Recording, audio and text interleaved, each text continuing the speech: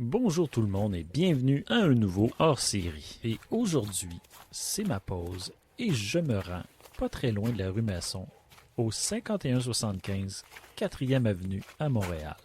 Je m'en vais rencontrer M. Michel Leduc pour parler d'une curieuse mine d'or cachée dans un endroit assez insolite, un logement d'un quartier résidentiel. Je parle ici de la collection Normand-Leduc. On parle ici d'une collection de plus de 25 000 livres qui sont disponibles à l'achat.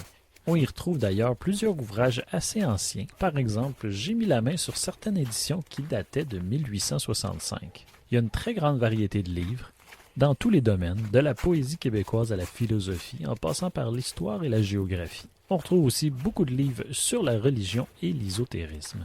Sans oublier une grande quantité de romans de fiction. Bref, de quoi faire baver les amoureux de la littérature, désireux d'enrichir leur bibliothèque de quelques bons livres. Et là, en parcourant les lieux, je me suis posé une question. Comment fait-on pour amasser une aussi grosse collection? Et c'est justement M. Michel Leduc, le frère de Feu Normand Leduc, un homme bien sympathique, qui m'a répondu. Je m'appelle Michel Leduc. J'ai enseigné, j'ai fait des études en littérature et en histoire à l'Université de Montréal. Mon frère a été bibliotechnicien, il a travaillé au service du catalogue à l'Université de Montréal. On a été dans les livres une très grande partie de notre vie. Mon frère est décédé il y a quelques années. Il avait amassé sur une période de 60 ans une collection de livres d'environ 40 000 livres. Pour donner une idée de cette collection de livres-là, quand la Bibliothèque nationale du Québec a déménagé sur Maisonneuve, ils ont pris tous les livres qu'il y avait à la Bibliothèque Saint-Sulpice, qui avait ramassé des livres pendant pas loin d'un siècle. Ils ont tous rapaillé ces livres-là et ils les ont envoyés sur le Maisonneuve. Ils en ont déménagé 63 000. Mon frère en avait près de 40 000. Pas une grosse différence. C'est impressionnant. Mais là, il faut m'expliquer comment on fait pour accumuler autant de livres. 40 000, c'est pas rien. Ben, c'est assez une histoire particulière. Quand on était jeune, on vient du quartier Hochelaga-Maisonneuve, d'une famille très pauvre. Ma mère, elle achetait notre linge aux glaneuses. Les glaneuses, c'était un organisme semblable au chaînon qui ramassait un peu de tout. Et avec cet argent-là, ben, il aidait les femmes qui en avaient besoin, là, qui avaient des difficultés. Alors, ma mère, elle nous amenait aux glaneuses pour acheter notre linge. À un moment donné, la directrice, elle était voir ma mère. On avait à peu près, nous, à cette époque-là, moi, j'avais peut-être 8 ans, puis mon frère 9 ans. La directrice a dit, on a besoin de quelqu'un pour s'occuper des livres. Est-ce que vous accepteriez que vos enfants viennent ici et qu'ils s'occupent des livres? Mais ma mère a dit oui. Alors, notre travail consistait à aller placer les livres sur des tablettes dans le magasin et à faire les prix. Les prix, c'était pas compliqué. On n'avait pas besoin d'être très instruit. Les petits, c'était 5 cents. Les gros, 10 cents. Puis la directrice a dit, les livres que vous voulez avoir, là, autant que vous êtes raisonnable, vous pouvez les prendre. C'est comme ça que mon frère a commencé à acheter des livres, mais pas acheter des livres, à prendre des livres, puis à les collectionner, puis à augmenter sa collection. Un an plus tard, on a perdu notre mère qui est décédée. Mon père a fait une dépression nerveuse. Il nous a placés dans un orphelinat. On a vécu 5 ans dans un orphelinat, à l'époque, dans le début des années 50. Puis, mon frère n'était pas sportif, il était très timide, très réservé, gêné, introverti. Alors, il s'est réfugié dans les livres. Là-bas, il lisait parce qu'il y avait une petite bibliothèque. Quand on est sorti de l'orphelinat, il y avait 15 ans, moi j'avais 14 ans. Puis à partir de l'âge de 15 ans, mon frère a commencé à ramasser des livres, puis à les collectionner, Il a fait un cours secondaire complet, plus 1 an aux arts graphiques. Moi, quand j'ai commencé à enseigner, j'enseignais dans une école secondaire avec des élèves en difficulté. Alors, dans le système d'enseignement, les professeurs qui ont le plus d'expérience, c'est eux qui choisissent leurs tâches. Alors, ils choisissent toujours les meilleures classes, les classes les plus faciles. C'est le nouveau qui va avoir les élèves les plus difficiles. C'est la logique, ça, dans l'enseignement. Alors, moi, Je trouvais ça très, très, très dur. Alors, j'ai dit, je vais aller faire une licence à l'époque, on appelait ça une licence. Je vais aller faire une licence en littérature avec une mineure en histoire. Puis, je vais pouvoir enseigner au cégep. Mais là, enseigner à des élèves en difficulté, puis suivre un cours, c'était beaucoup trop difficile. Fait que j'ai abandonné. Mais avant d'abandonner, la première année, à un moment donné, sur la Babillard, à l'Université de Montréal, j'ai vu qu'il avait affiché un poste. Il demandait un bibliotechnicien. Fait que j'ai été voir mon frère quand je suis revenu à la maison. J'ai dit, hey, Normand, ils ont besoin d'un bibliotechnicien, toi, avec tous les livres. Là, j'ai sauté une étape. Là, il était rendu dans la vingtaine. J'ai dit, hey, on va y aller ensemble. On va leur envoyer ton CV.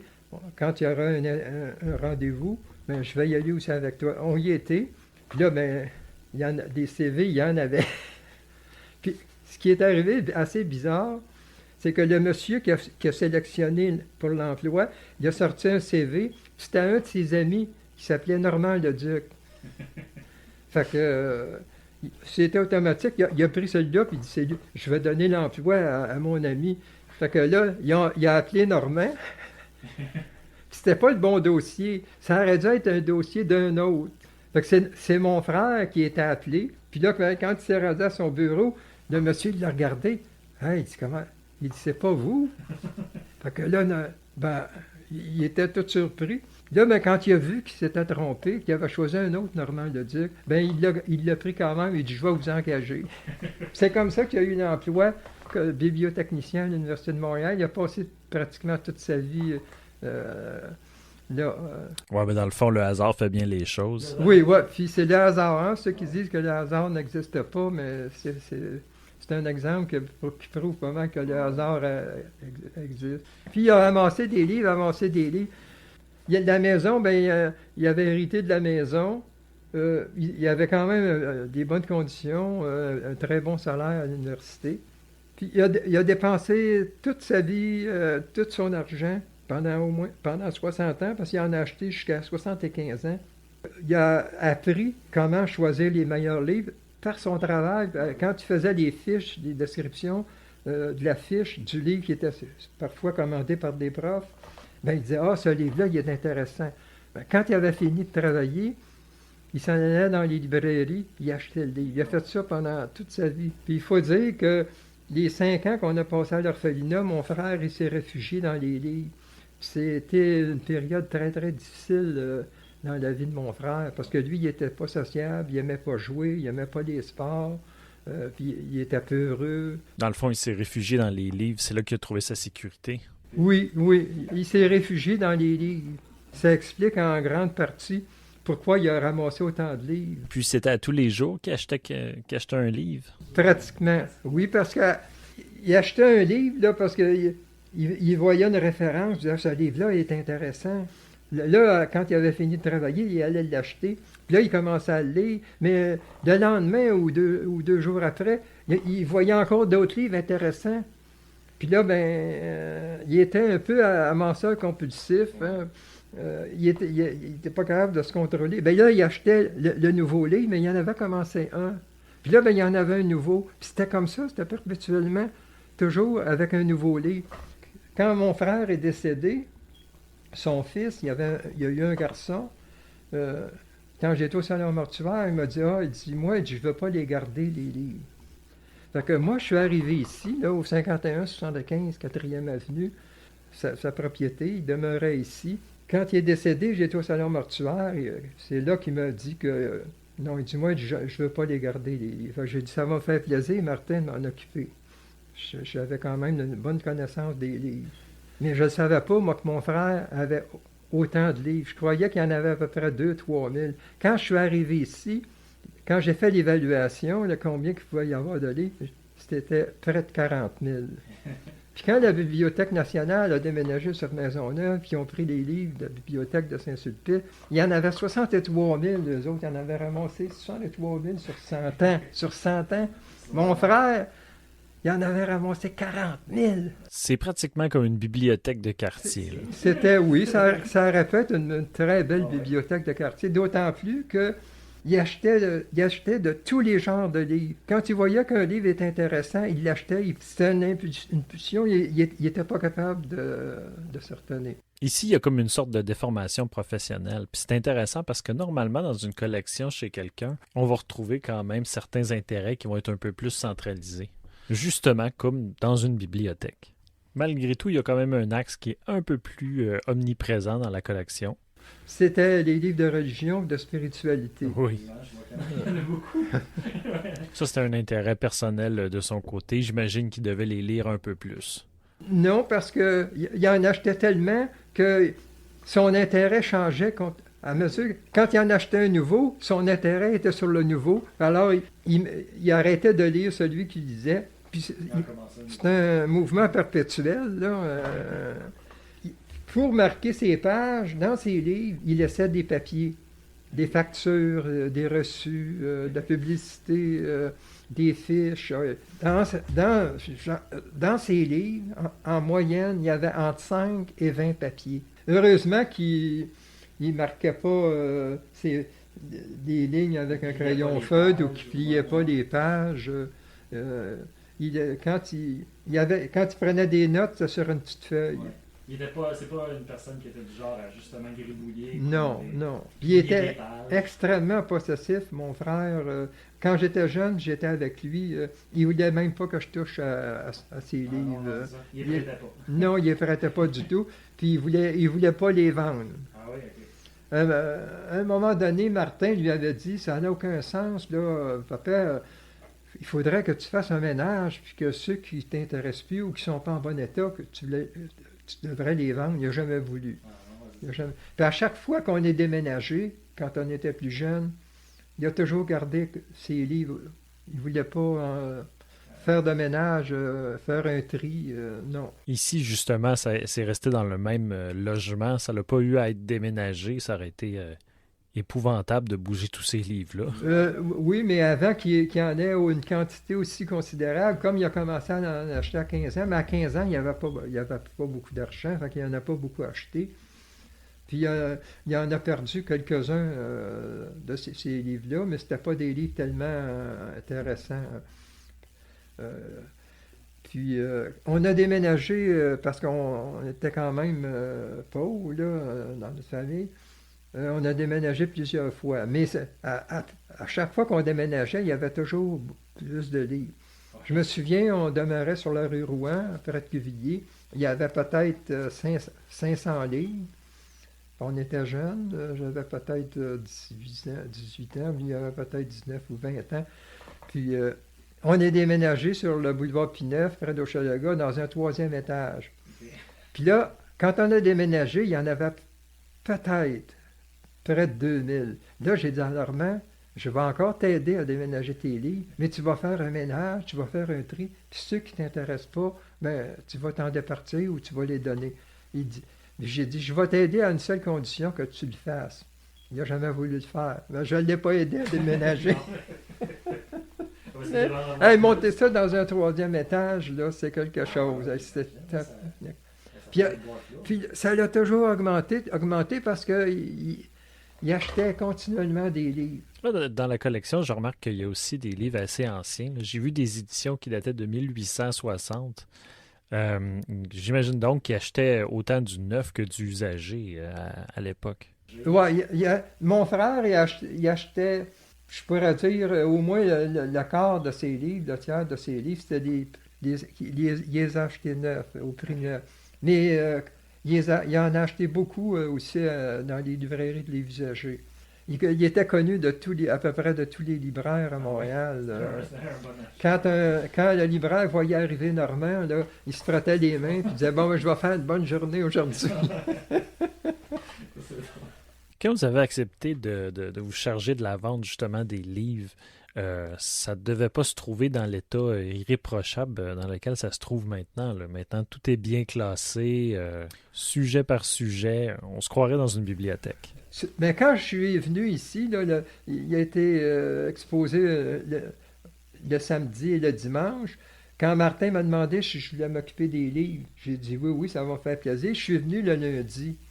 Quand j'ai vu ça, là, j'étais découragé. J'ai dit, hey, j'aurais jamais dû dire que je vais m'en occuper. Il y en a beaucoup trop. Ça m'a pris 3 ans pour faire le classement. Premièrement, il y en avait tellement que je me suis dit, je ne serais jamais capable de les classer. Ici, il y avait 100. Ils n'étaient pas bien placés, ces bibliothèques. Surtout ça, ils étaient toutes placées n'importe comment, ces bibliothèques. Mais il y avait à peu près 100 bibliothèques. OK. Si on met à peu près 200 livres par bibliothèque, ça veut dire que ça fait 20 000 livres. Il y en avait peut-être entre 35 et 40 000.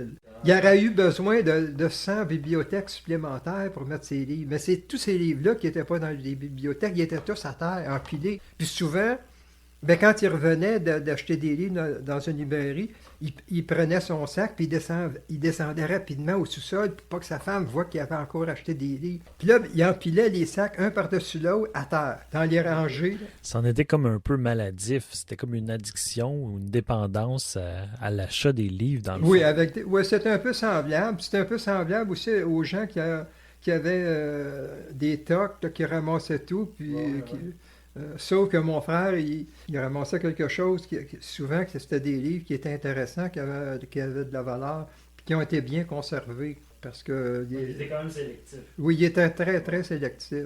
Sauf vers la fin, là, il commençait souvent à acheter des livres. Je ne sais pas s'il recevait en cadeau ou s'il y a des gens qui donnaient des livres. Il achetait des choses plus ou moins intéressantes. C'est sûr qu'il ne les achetait pas pour les lire parce qu'il ne lisait pas ce genre de livre-là. Mais il les trouvait intéressants, il les prenait quand même. Il y avait peut-être une déformation de bibliothécaire en disant je vais acheter des livres dans tous les domaines. C'est ça qui est d'ailleurs frappant parce que justement, on retrouve de tout dans cette collection-là. Là. Ouais. Est-ce que pour mettre de l'ordre dans tout ça, il a fallu que vous achetiez des nouvelles bibliothèques? Parce que j'imagine qu'il n'y en avait pas assez pour tout classer ça. Il y en avait quelques-unes qui ont été faites par un menuisier. Là. Puis les autres, ils les achetaient un petit peu d'occasion. Là. Ils devaient les acheter dans des magasins qui vendaient des meubles. Puis à chaque fois qu'ils trouvaient une bibliothèque, ils l'achetaient. Je pense qu'il a dû faire ça pendant un certain temps. Quand j'ai vu qu'il y en avait une aussi grosse quantité, je me suis dit, je ne serais jamais capable de classer les livres. Puis les 20 000 livres à peu près qui sont à terre, il n'y a pas de bibliothèque pour les mettre, qu'est-ce que je vais faire? Fait que là, j'ai pensé, il y avait une librairie sur Masson, juste avant d'arriver chez Maxime, qui s'appelait Le Puits du Livre. C'est une librairie d'occasion qui fonctionnait seulement avec des dons. C'était une librairie communautaire. J'ai été voir le propriétaire, il s'appelait Sébastien. J'ai dit, Sébastien, j'ai dit, mon frère, il est décédé. Puis il y a tellement de livres, il y en a plusieurs que je ne veux pas garder. Et serais-tu intéressé à les avoir? Il a dit oui.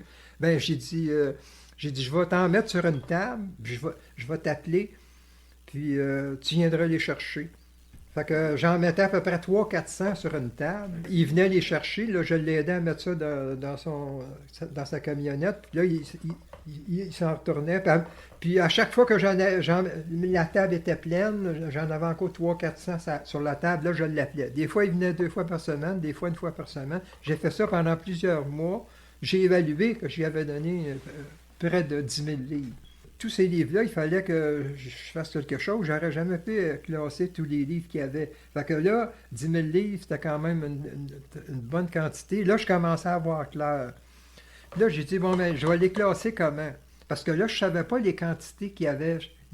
Combien qu'il y a de romans? Il y en a-tu 200? Il y en a-tu 2000? Les livres de religion, il y en a combien? Des livres d'histoire, des livres de psycho, de philo? Fait que là, je me suis dit, tiens, je vais pas. D'abord, j'ai peut-être pas pris de bonne méthode, mais en tout cas, j'ai pris cette méthode-là. Je me suis dit, tous les livres qui datent de plusieurs années, je vais les mettre au rez-de-chaussée.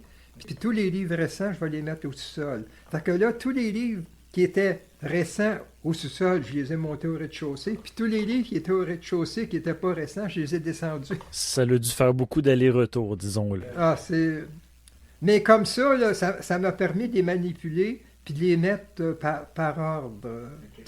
Mais il y avait certains livres qui avaient commencé à mettre par ordre, mais ils avaient tout empilés les uns sur les autres. Comme les livres de psychologie, ils étaient tous empilés les uns sur les autres. Ils n'étaient pas dans des bibliothèques. Il y avait pratiquement la moitié de ces livres, c'était dans des sacs. Okay. Donc, ces livres-là n'étaient pas classés du tout. Fait que c'était toute une job de sortir les livres des sacs. Puis en plus, j'imagine que ça rend l'évaluation un peu plus difficile vu qu'on ne peut pas vraiment savoir qu'est-ce qu'il y a dans chacun des sacs. Oui, oui. Mon frère, il a ramassé 7 gros sacs de vidange, là, des gros sacs de vidange. Ces 7 gros sacs de vidange-là, je les ai tous remplis de sacs, empilés. Pour te donner la quantité de sacs qu'il y avait. Puis ça vous a pris combien de temps faire de l'ordre dans tout ça? Moi, ça m'a pris 3 ans pour classer les livres, puis faire les prix.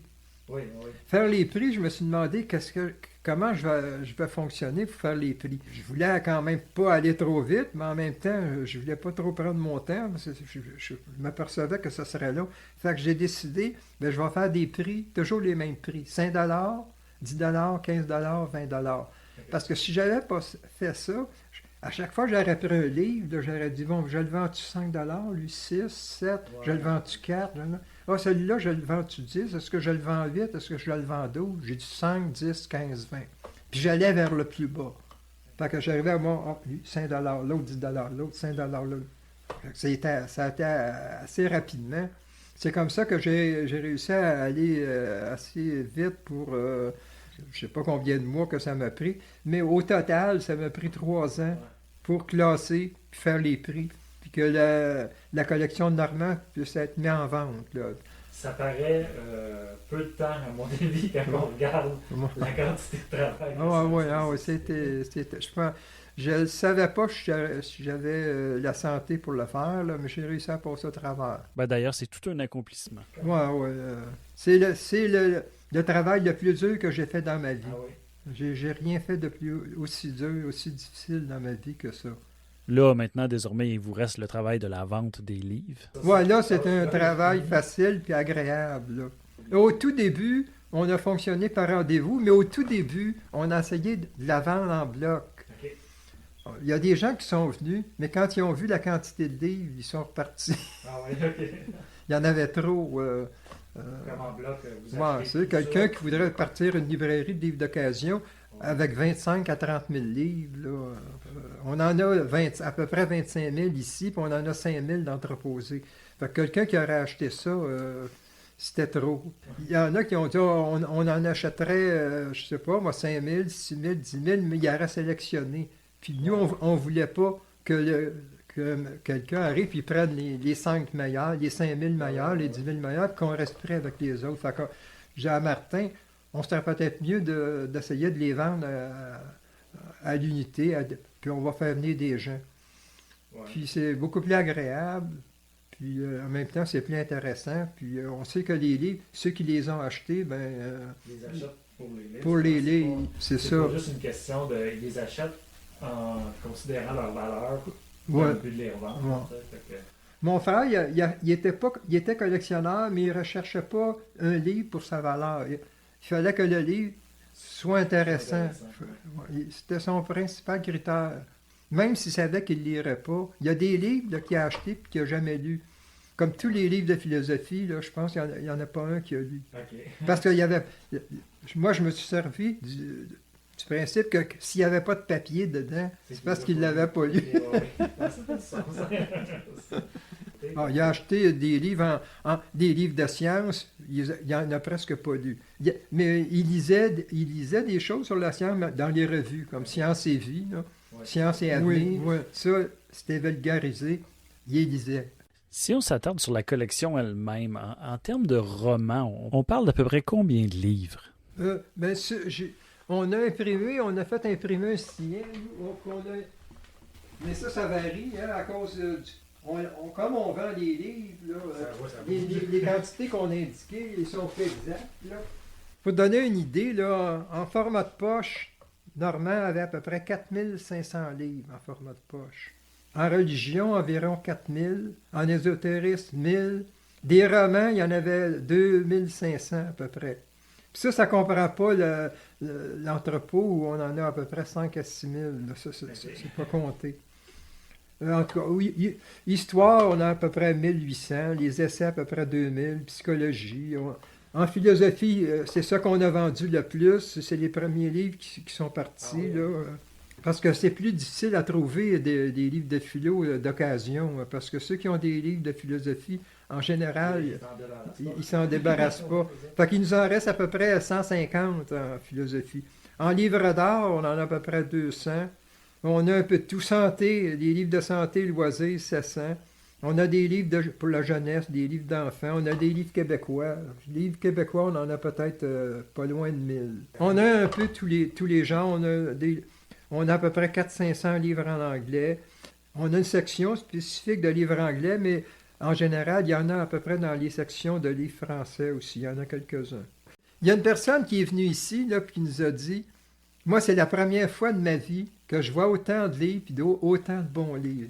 C'est vrai. La première fois que je suis venu, je m'attendais pas à ça, mais je me suis attardé dans la section québécoise, puis il y avait quand même beaucoup de bons livres. J'ai pas bougé beaucoup. Après, je me suis déplacé, puis je suis tombé sur la section religion et ésotérique, puis je me suis dit, ouf, non, il va falloir que je revienne parce que j'ai pas fini de me promener. Il y a des clients, ça fait 5, 8, 10, 12 fois qu'ils viennent. Ah oui, hein, c'est... Mais il reste toujours encore des bons livres parce que normalement, il était sélectif. Même quand il nous en restera seulement 10 000, mettons, ça va être encore des bons livres. Ouais. Encore de... Puis de toute façon, les gens ont des goûts différents. Oui, c'est ça. Ouais. Mais moi, je dois dire que la première fois que je suis venu, quand je suis ressorti de là, j'y croyais pas encore. Si c'était pas du fait que j'étais en pause lunch, je serais resté beaucoup plus longtemps. Mais même moi, là, à chaque fois que je descends au sous-sol, là, j'ai comme des frissons. J'ai jamais vu autant de livres, moi aussi. Surtout en bas, ça a un aspect un peu de bibliothèque.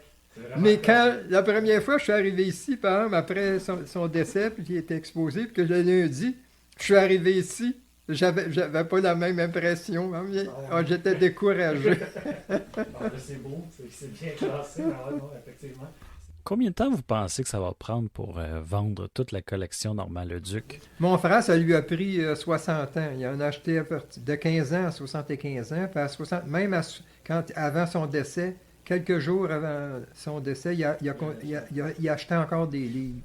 Alors, c'est pour te dire. Fait que ça lui a pris 60 ans pour... ici, là, le 25 000 livres, là, c'est l'équivalent d'achat d'un livre par jour pendant 60 ans. Okay, c'est ça. Fait que nous... Si on vendait seulement un livre par jour, ça nous prendrait 60 ans. Mais on en vend plus que par jour. Non, ça va prendre quelques années, moi. Parce qu'on n'est pas sur une rue commerciale, puis la publicité est tellement chère qu'on a décidé de ne pas en faire. On trouvait que c'était trop cher. Ça n'a aucun sens. C'est plus le bouche à l'oreille. Oui. Les passants, oui, puis les passants, ben, ils en parlent à d'autres. Puis c'est comme ça, de bouche à oreille, qu'on développe notre clientèle. Puis Martin, il m'a dit, il dit, moi, je suis pas pressé, ça prendra le temps que ça prendra. Puis j'aime ça parce que un livre, là, quand il reste 5 ans, 10 ans, 15 ans, 20 ans sur une tablette, c'est comme un orphelin qui a hâte d'être adopté pour sortir de l'orphelinat. Moi, de ceux que j'ai achetés, je suis parti avec particulièrement à cette Je vais les lire. Mais en plus de ça, j'ai trouvé qu'il était splendide. C'était comme des trésors parce que je m'attendais pas à trouver ça. En plus. Puis surtout, c'est ça, moi je passais dans la rue puis j'ai vu la pancarte. J'avais aucune idée que ça ressemblait à ça à l'intérieur. C'est rare, c'est un petit peu exceptionnel. Je pense que oui, ça doit pas exister.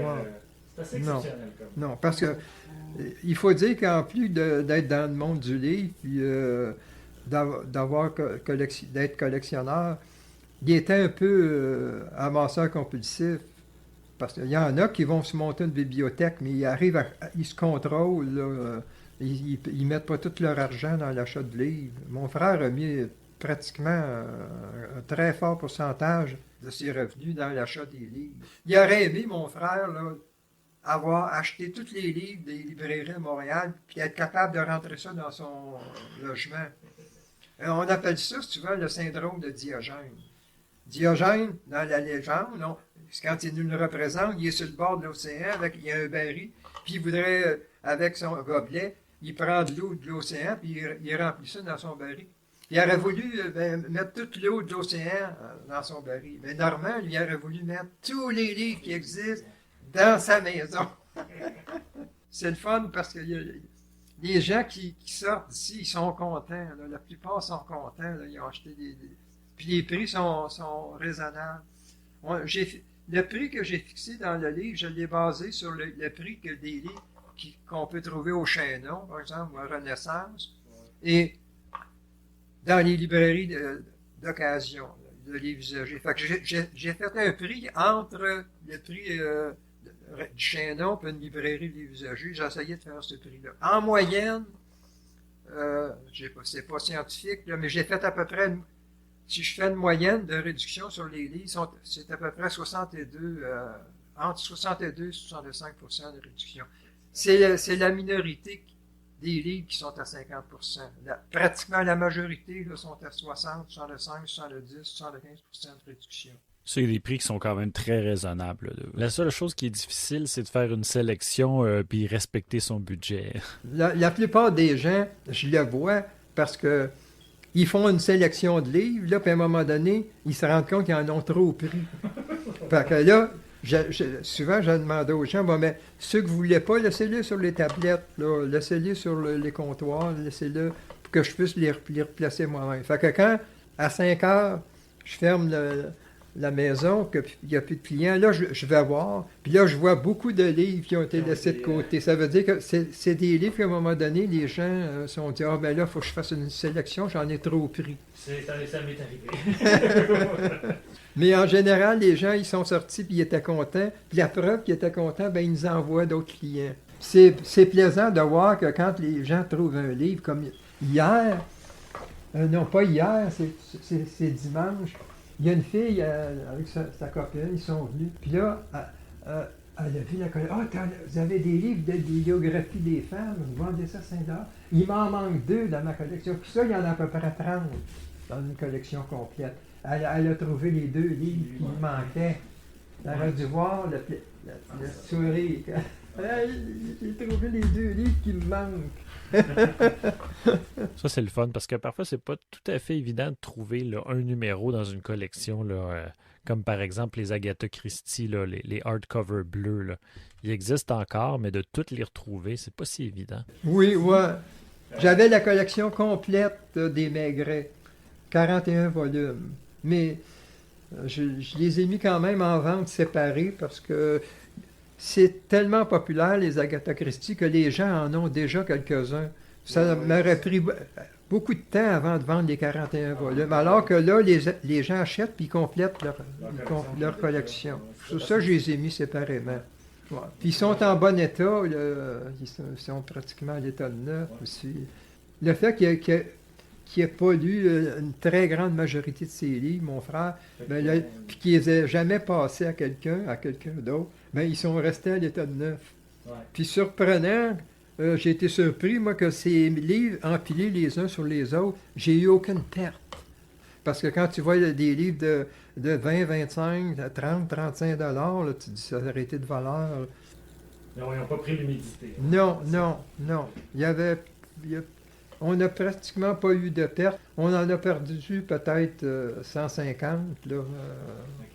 Qui était trop détérioré. Oui, qui était trop détérioré, moi. Vous, justement, qui êtes également un passionné de littérature puis de lecture, hein, est-ce que dans la collection, il y a des livres qui vous intéressent particulièrement? Est-ce que le soir, quand vous repartez, vous prenez des livres pour lire à la maison? Je suis un peu comme Normand, sauf que je les achète pas comme Normand. Je m'intéresse un peu à tout. Moi, je vais lire à peu près tous les genres de livres, sauf peut-être des livres que pour moi, ils sont pas... Il y a des livres de science que je ne lirai pas parce que je les comprendrai pas. Mais en général, je lis à peu près tous les genres de livres. Même des romans d'amour. Je lis des romans d'amour. J'ai commencé à lire, moi, quand j'étais à l'école normale Jacques-Cartier en 2e année, parce que moi, j'ai détesté les livres, comme Martin un peu a détesté les livres. Puis je vais t'expliquer un petit peu comment c'est arrivé. Normand, il s'est marié assez âgé, il était vieux garçon, il s'est marié, il a eu un enfant, puis il avait pris ses habitudes de vie. Puis même une fois marié, je me suis rendu compte qu'il avait vécu un peu de la même manière que lorsqu'il était vieux garçon, qui était célibataire. Il y a des fois, Martin, il aurait aimé ça jouer avec son père, mais Normand, il aimait tellement lire que quand il arrivait à la maison, il en profitait pour lire. Souvent, il descendait au sous-sol, puis il disait... Fait que Martin, c'est peut-être inconscient, il en est peut-être arrivé à détester les livres. Sa frustration, il l'a mis, il a focusé sur les livres. Parce que moi-même, quand j'ai vécu avec Normand, il m'a fait détester les livres. Parce qu'on avait seulement 1 an de différence. Mon frère, il était le plus vieux. Puis 1 an de différence, c'est pas beaucoup. Puis moi, j'aimais tellement jouer quand j'étais enfant. Puis lui, il voulait pas jouer. Dès qu'il a commencé à apprendre l'alphabet puis qu'il a appris à lire, il s'enfermait dans sa chambre. Puis il était jeune, là, 8 ans, peut-être 9 ans. Il s'enfermait dans sa chambre puis il lisait, puis il voulait jamais jouer. Fait que moi aussi, j'ai détesté les livres. Ouais, C'est seulement à l'école normale Jacques-Cartier, quand j'ai eu 18 ans, j'ai eu un professeur de littérature là, qui était tellement passionné puis passionnant que là, j'ai commencé à aimer les livres. ah ouais, ok. Ça a quand même pris du temps Ça a pris du temps à débloquer. Hey, moi, je me souviens, là, je lisais à peu près un livre par jour quand j'ai découvert la lecture. Parce qu'avant, mon frère, il m'a fait assez détester les livres, là, que je voulais rien savoir des livres. Au fond, l'humain, il n'est pas fait pour aller aux excès. On peut faire chercher l'excellence, mais pas aller jusqu'au bout. Aller jusqu'au bout, là, on n'est pas fait pour ça. Ceux qui font les excès, ils en payent le prix. Si c'est pas eux qui en payent le prix, c'est d'autres ouais, alentour. Puis ça, c'était un des effets nocifs que les livres ont eu sur Normand, sur Martin, puis sur moi quand j'étais jeune. Là, c'est quand je voulais jouer. De toute façon, j'essayais, des fois je l'achalais, puis là, ben, il se plaignait à ma mère, je me faisais chicaner. Puis il était tellement tranquille, Normand, que ma mère, elle préférait. Elle a eu 2 enfants, puis moi, j'étais un bon garçon, mais j'aimais jouer. Puis ma mère était très malade. Ma mère, elle mesurait peut-être 5 pieds. Elle faisait 90 livres, peut-être. Puis elle faisait 250 de pression. On est supposé de faire... Elle arrête, normalement, au poids qu'elle avait, à grandeur, sa pression, ça aurait dû être à peu près 120. Okay, ouais. Nous autres, c'est à peu près 140. C'est normal. Mais quand tu es rendu à faire elle avait mal à la tête 24 heures par jour, ma mère. Ça vient jouer sur la patience. Hein. Ouais. Ah, ouais. Ouais. Puis Normand, ben, il était tranquille. Elle l'aimait bien gros. Moi, c'est ça, tout turbulent. Ouais. Mais c'est bon, ça. C'est fait. L'enfance, c'est fait pour ça, là. C'est pas normal, un enfant qui s'enferme dans sa chambre pour lire toute la journée.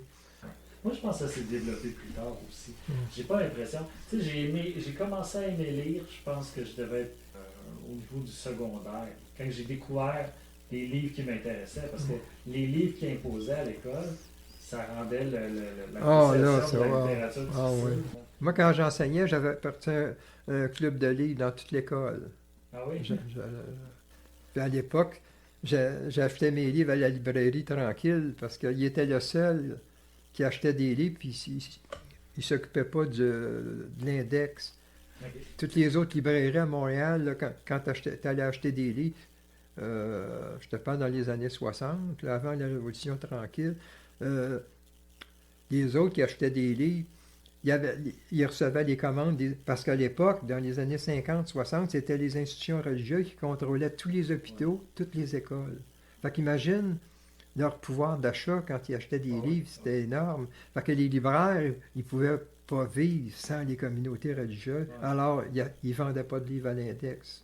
Pour ne pas perdre les commandes des communautés religieuses.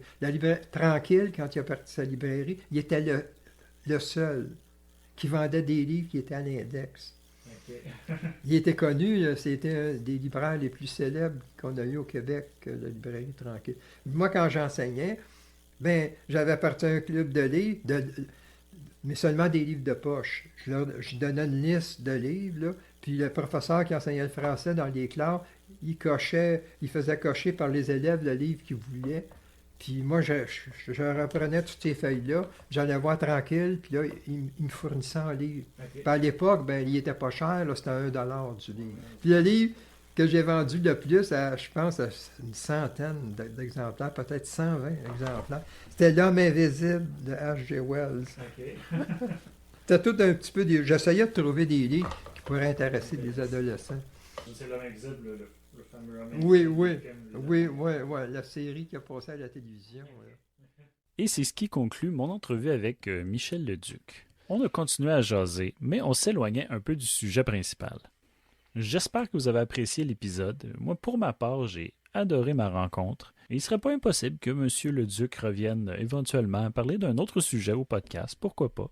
Comme par exemple, un sujet qu'on a abordé rapidement dans l'épisode, mais qui est très intéressant, l'influence et le contrôle qu'a eu l'Église catholique sur la vie des Québécois à l'époque, et qui a duré quand même assez tardivement, jusque dans les années 60-70. Ça fait longtemps que je caresse l'idée de faire un épisode sur le sujet.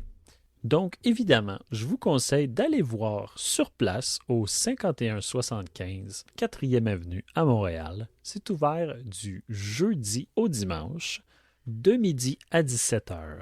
D'ailleurs, si vous allez faire votre tour, écrivez-moi via YouTube pour me dire quel trésor vous avez débusqué. Je suis très curieux. Bien entendu, un gros merci à Michel ainsi qu'à Martin, le fils de Normand Leduc, pour avoir rendu cet épisode-là possible. Puis avec tout ça, mes nombreuses visites et mes rencontres avec Michel m'ont amené à méditer un peu sur ma propre relation avec mes livres. Comme beaucoup d'entre vous probablement, j'accorde quand même beaucoup d'importance à ma bibliothèque. D'une certaine façon, c'est un peu comme une extension de ma personnalité. Après tout, ça représente quand même mes intérêts et mes goûts.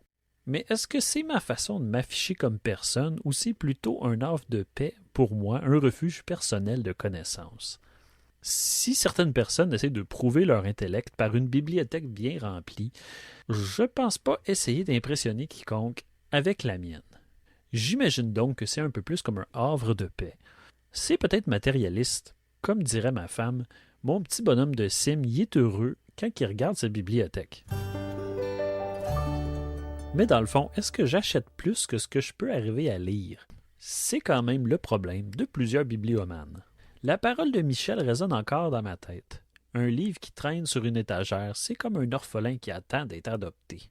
Bon, évidemment, si j'achète un livre, c'est qu'éventuellement j'ai l'intention de le lire. Mais la question que je me suis posée, c'est parmi mes livres, est-ce qu'il y a beaucoup d'orphelins qui attendent d'être adoptés? J'ai décidé de m'attarder sur la question. Je voulais des stats, quelque chose de tangible. C'est un exercice que je vous conseille. J'ai donc téléchargé une application qui me permet de classifier toute ma bibliothèque et d'obtenir toutes sortes de statistiques. Ça permet entre autres de quantifier les différents styles de votre collection et aussi d'établir une valeur approximative de votre bibliothèque. Ça peut être pratique pour les assurances. Moi, ce qui m'intéressait, c'est que je voulais savoir la quantité de livres qui avaient déjà été lus dans ma collection. Pour ma part, j'ai lu 29,9% de ma collection, ce qui laisse quand même un 66% de livres qui n'ont pas encore été lus et une lecture en cours de 4,2%. Bon, je ne sais pas si l'exercice était tant utile, mais je vous le conseille, c'est très informatif. Et c'est sur cette réflexion que je termine l'épisode. Dans le prochain épisode, je m'intéresse au grimoire Les secrets admirables du Grand Albert. Et vous allez voir, c'est à ne pas manquer, c'est assez cocasse.